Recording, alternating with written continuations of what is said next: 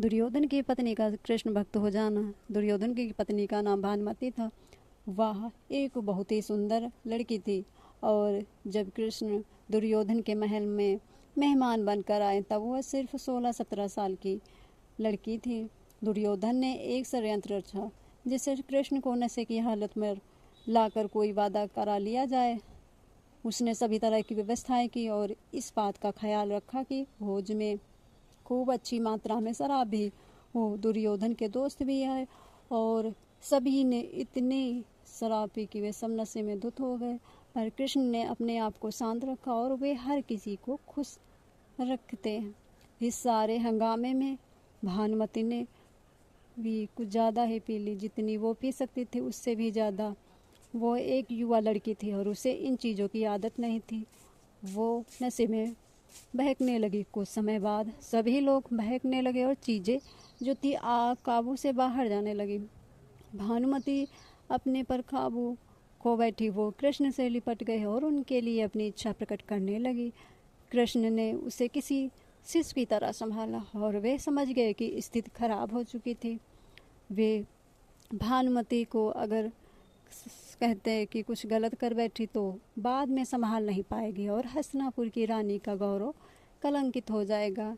इस तरह श्री कृष्ण ने उसको उठाकर महल के अंदर ले गए और उसकी सास गांधारी के कक्ष में जाकर उनके हवाले कर दिया। अगले दिन सुबह जब भानुमति को इस बात का पता चला तो उसने श्री कृष्ण के प्रति सम्मान और कृतज्ञता से भर गई।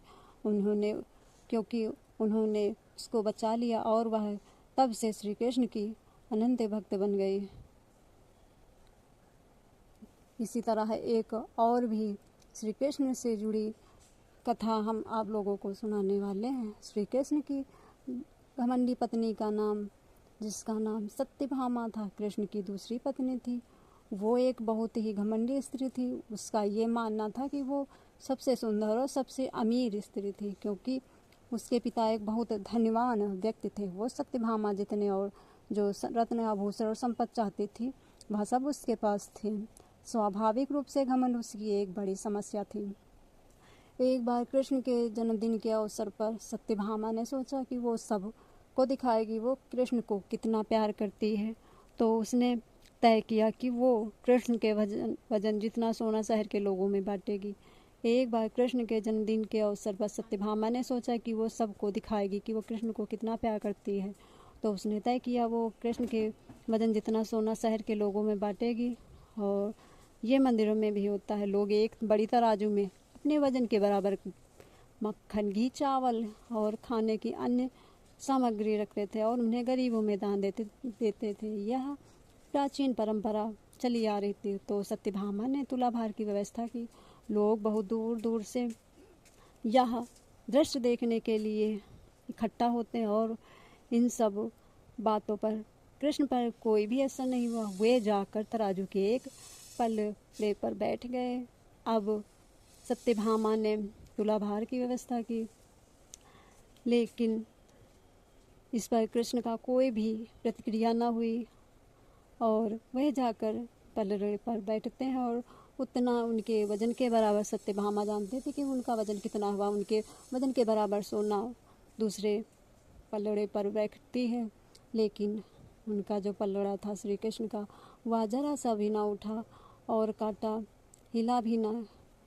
ऐसा ही कुछ तब भी हुआ था जब कृष्ण एक शिशु थे। एक राक्षस आकर उन्हें ले जाने लगा, तब कृष्ण ने अपना वजन इतना बढ़ा लिया कि राक्षस वहीं गिर पड़ा और कृष्ण ने उसके ऊपर बैठकर उसे कुचलकर मार डाला। क्रिया योग में एक ऐसा ही तरीका है जिससे कोई योगी अपना वजन बढ़ा या घटा सकता है। ऐसी बहुत ही कहानियाँ हैं। ऐसे योगी भी थे जो पहाड़ की तरह भारी हो जाते थे।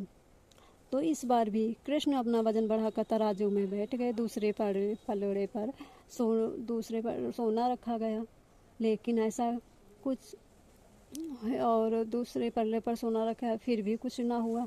तो सत्यभामा ने अपने सारे आभूषण, जितने भी महल में आभूषण थे, वह दूसरे पलड़े पर रख दिए और जो श्री कृष्ण का पलड़ा था वह जरा सा भी ना उठा। अब यह देख कर यह शहर के बड़े बड़े सभी लोग देख रहे थे उन्होंने अपने नौकरों को बुलाकर अपने महल से जितने गहने वगैरह सब कुछ थे सब कुछ मिलाकर उसमें डालती गई, लेकिन कांटा जरा सा भी ऊपर ना उठा। अब यह देखकर वह बहुत ही घबराई और चिंतित होने लगी और रोने लगी, क्योंकि उसके लिए यह शर्म की बात थी। वह सोचने लगी कि अब क्या करें। रुक्मणी जो श्री कृष्ण की पत्नी थी, जिससे सत्यभामा अत्यंत और बहुत जलती थी, वह उनके पास कर जाकर रोने लगी और कहने लगी कि यह शर्मजनक, बहुत ही शर्मजनक की बात है। सारा शहर देख रहा था कि उसके पास पर्याप्त सोना नहीं था। वह हमेशा संपत्ति के बारे में इतना घमंडी थी कि उसके पास पर्याप्त सोना है।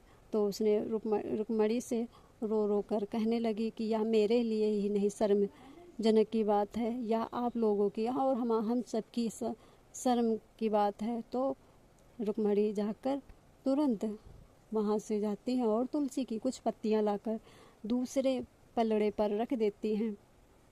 यह सब होते ही श्री कृष्ण का जो पलड़ा था वह ऊपर उठ गया।